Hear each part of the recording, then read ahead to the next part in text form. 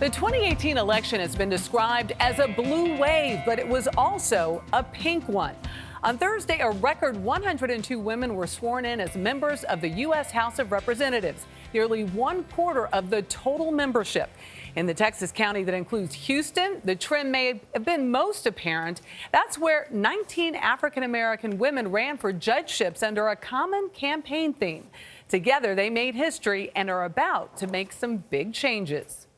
It was a sweeping decision 2018 win for African-American women in Harris County. I mean, this is really historic. It is. We put in the work on the campaign trail. We were definitely vocal. We were definitely present. We were definitely there. And maybe we're just a little bit more noticeable. Erica Hughes, Jermaine Tanner, and Latasha Lewis Payne were part of a movement that flipped the Harris County courthouses blue.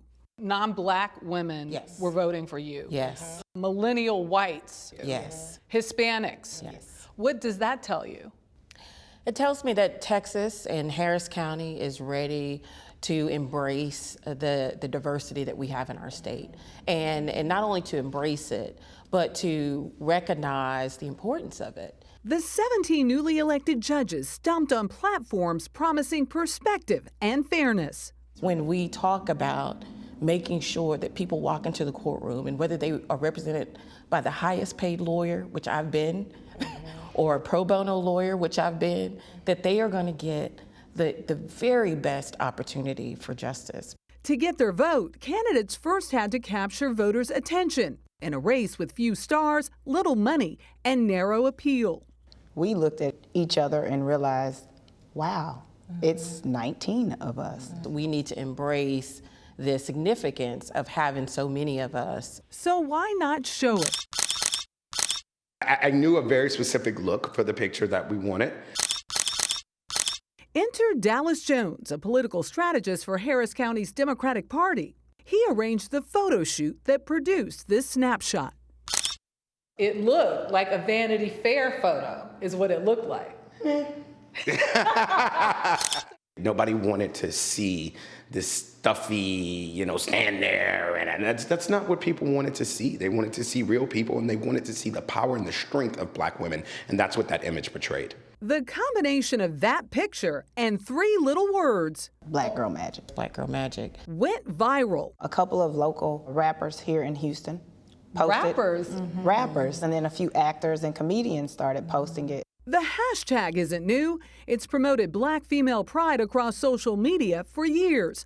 But as a slogan for a political campaign, it was lightning in a bottle. Kamala Harris, when she posted our picture on her Instagram page, that was amazing, amazing. You saw 19 qualified African-American women on the ballot. I think that motivated our community to get out and vote. The nation's eyes are on Texas. And I think that means that they're on Harris County. With more than 4.5 million residents, Harris County is bigger in population than 14 states and boasts both racial and economic diversity. Still, it accounted for 1/5 of all the Texas children locked up in the state's juvenile prisons in 2017. Democrats in Harris County won on reforming that system, which now faces multiple discrimination lawsuits.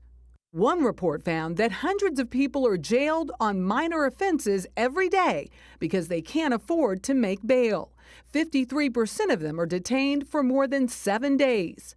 I was pretty vocal and pretty adamant about changing the way business is done. Judge Mark Carter, an African-American Army veteran, considered himself a progressive reformer. I was involved in starting the first mental health courts. I was active in starting the first public defender's office in Houston. But says he lost on Election Day because he's a Republican. When a litigant comes into the courtroom, they want to know, is this judge fair? They don't care if you're Republican or Democrat. What we should be is independent. While applauding the new female bloc, Carter says moderate voices like his were drowned out because of straight ticket voting, choosing all candidates of one party by simply checking one box. Let's be honest, is straight ticket voting something new? No, absolutely not.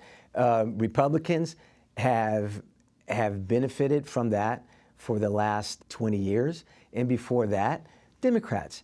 And so the bottom line is that We're selecting our judges based on party. The irony is straight ticket voting in Texas will end before the 2020 elections. Harris County Civil District Court judges, Latasha Lewis-Payne. This new slate of judges was sworn in on New Year's Day.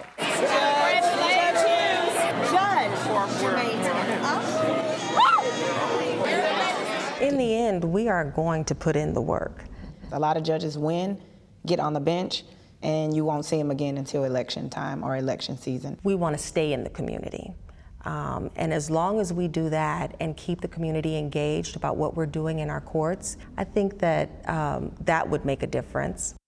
A lot of reaction. Folks want to see what they're going to do. You talk to them, and they have a plan, and they're moving forward. There's some very impressive women, and I don't know if people know how hard it is to flip judgeships. I mean, because they're far down on the ballot. Yes. People don't pay a lot of attention.